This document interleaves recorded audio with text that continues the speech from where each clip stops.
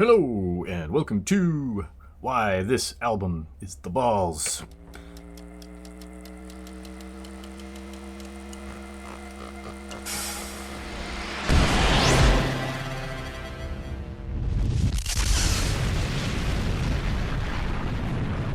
Right. So, my arms, your hearse. This is it. Now, they had a team change up here. The drummer and the bassist, Martin Lopez, now with Soen. Martin Mendez. Now, at the time, while this was being mixed and recorded, Martin did not complete his training mission, so Ackerfeld did the bass lines in this recording. Martin, of course, is then perform live and so forth without a problem. So interesting fact about this album. Peter Lindgren. He is now studying physics at Stockholm, Sweden, I believe. So interesting that he, he's with Opeth for many years and then decided at some point physics was his game. Pretty interesting. So there's that. Also, too, Mr. Lindgren's girlfriend is in the photo. You can barely see her in there, but she dressed up like a witch or something, and then Peter Lindgren took the photo. So he's also a photographer. Interesting career that guy has. Now also too, interesting is the title of the album is based on a song by Comus, which is a folk progressive band from the 70s, I believe.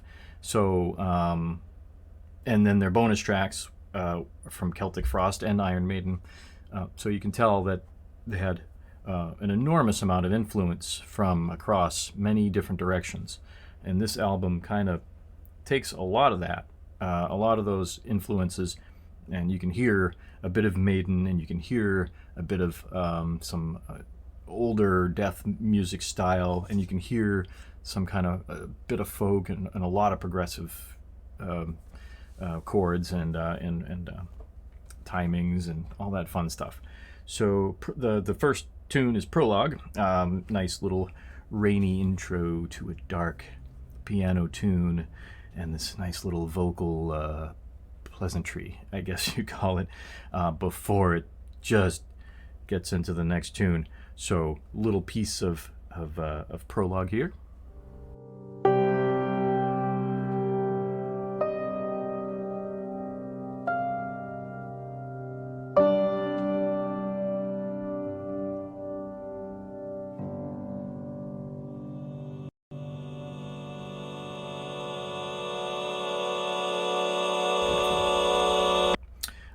And then slams in with April Ethereal.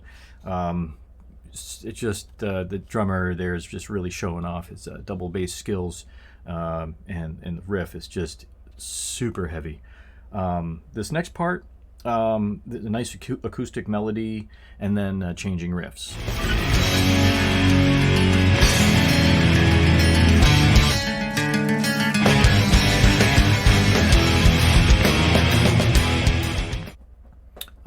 And then also what I like about this song is a really awesome, another awesome riff and a vocal fade off.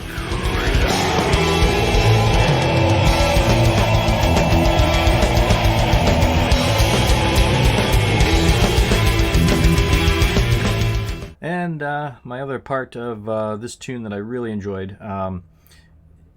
It's got the snare sound is really different and unique compared to many other drummers and other albums of Opeth as well. As the snare sound is really really cool. In this part, he does kind of like the rim shot drum snare. Really great bass sound. I got to tell you, Ackerfeld can really play the bass too. And mixing in with a little bit of what I call the uneasy tones in the acoustics here.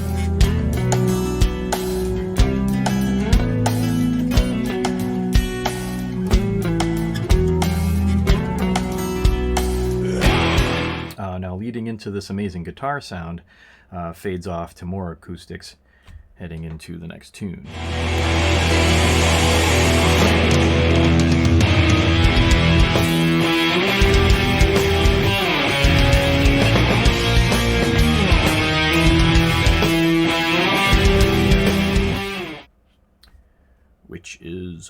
When.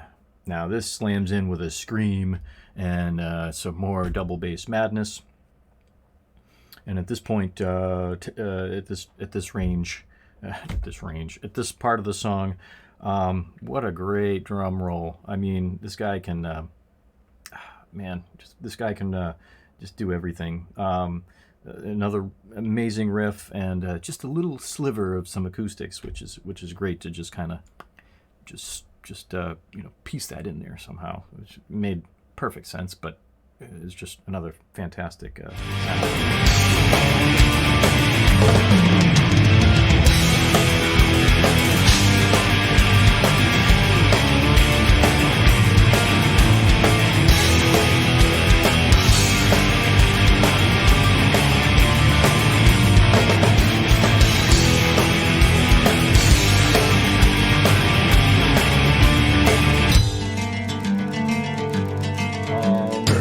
And at this section, the same chords here are used in the previous album, and I can't remember which song, but this kind of four-tone sound.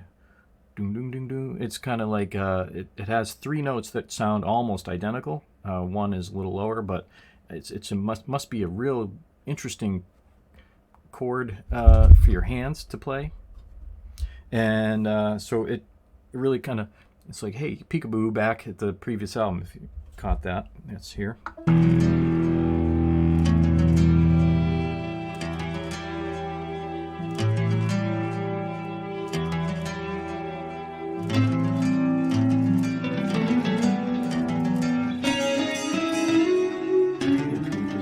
Yeah, so this next part drives into to another beautiful riff.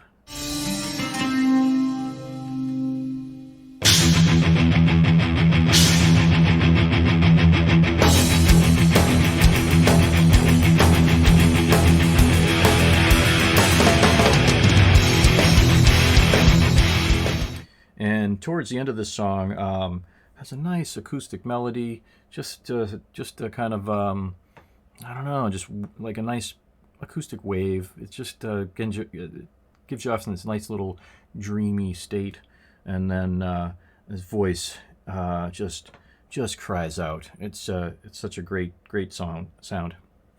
Such a great sound. Jesus.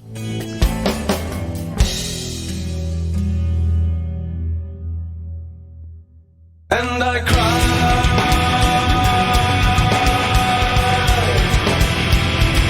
I knew she had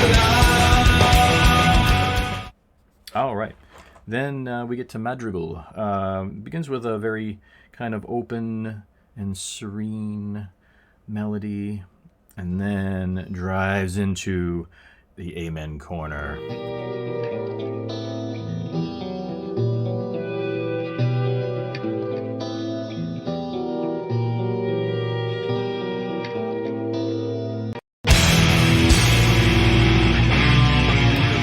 Screams, heavy riffs, just a dark, heavy song. And at this point, they have another insert of a great acoustic melody, slams into another great riff with these keeping that acoustic melody in the background.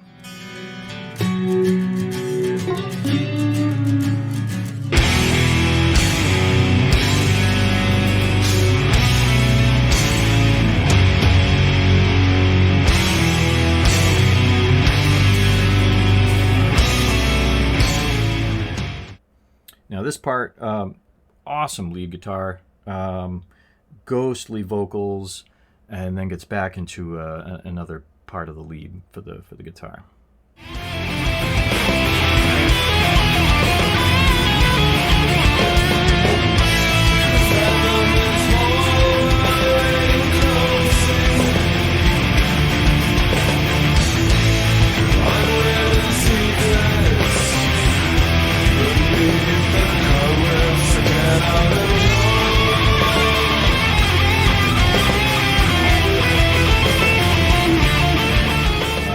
This next section, he whispers. This is a really cool insert into this song.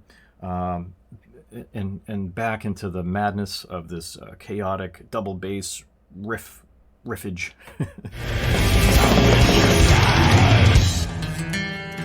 Eerie circles upon the waters. Now it's this part here is really cool because the song ends with the title of the next tune, which is Demons of the Fall. Demons of the Fall, and it kind of goes off into this really cool acoustic dreamland.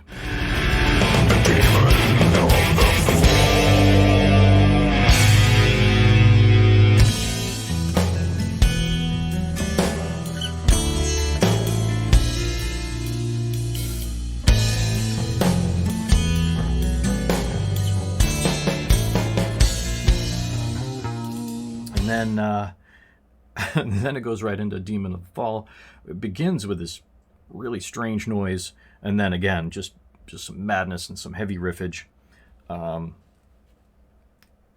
this is really cool, where they added some effects to the vocals, which I thought, really made it sound like a demon. I mean, if you ever heard of a demon sound, this would be it. So they did great with the effects here. Silent dance with death. Everything is lost. All a rattle of fortune. The blink of an eye.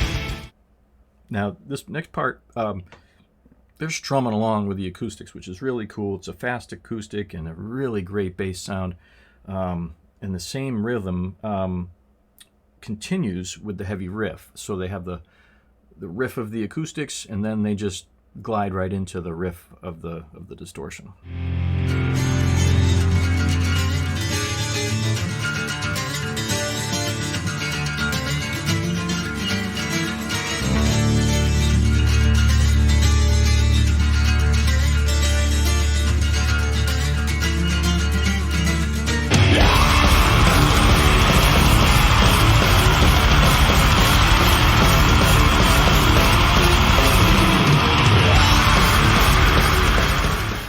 Now this section is a great bass line with a beautiful acoustic piece, and before they drive into the riff and the vocals here, where Runaway, it's just such a great sound.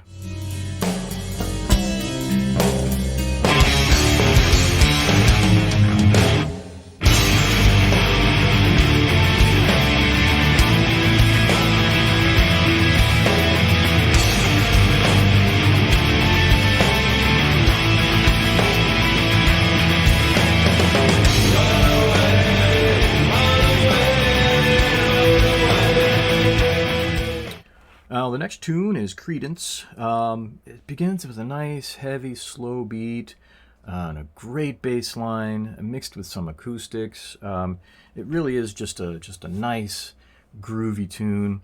In this section, his voice has such emotion, and you can really kind of feel what he's feeling.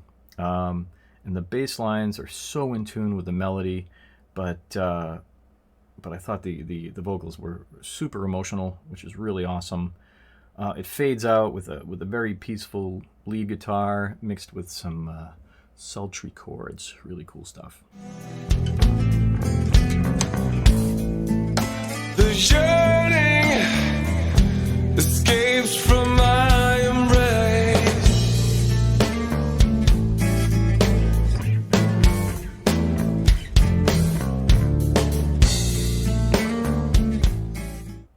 Now we get to Karma. It comes in and hits your face. More heavy riffs, more double bass, just more madness. And then in this part, what a great vocal sound. And then back off into another heavy riff.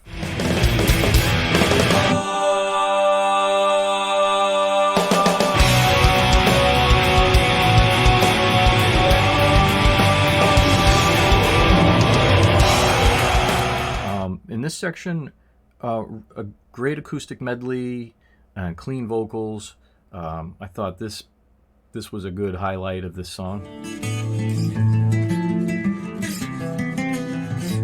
You have nothing more to find.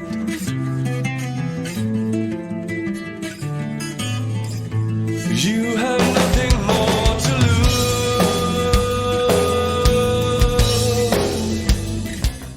And then you get into this really unique sounding lead. It's unique. It's different. But it's got a great tonal quality to it that just, I don't know, it's just beautiful.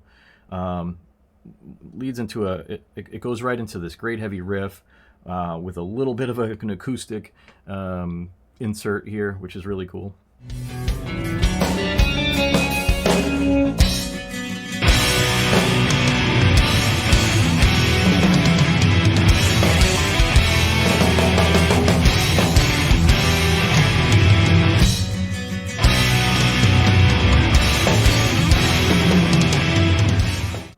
And another, I mean, this song has so many cool aspects to it.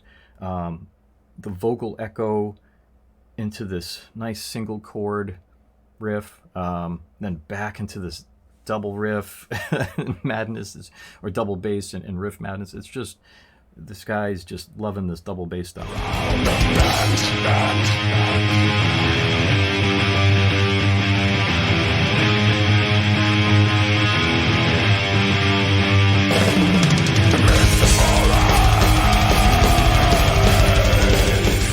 And shortly after that, I just found that this particular section, the sound and the rhythm, I don't know, it just hit me. It's like, this is great. Another great part of this song.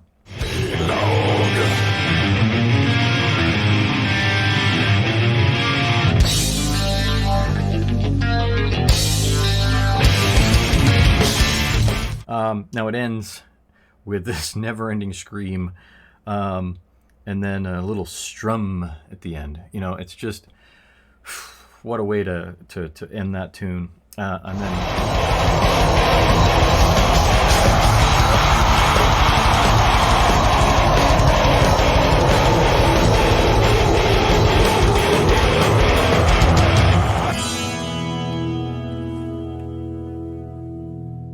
the epilogue. Really cool organ sound. You know, the keys in this were really cool. I'm not sure who was playing the keys. I think Ackerfeld played piano in this, but I'm not sure about this particular part. The guitar, you know, it has some like Gilmour style qualities to it. Really emotional lead guitar playing in here. And at this point, at this part I want to show is just absolutely gorgeous.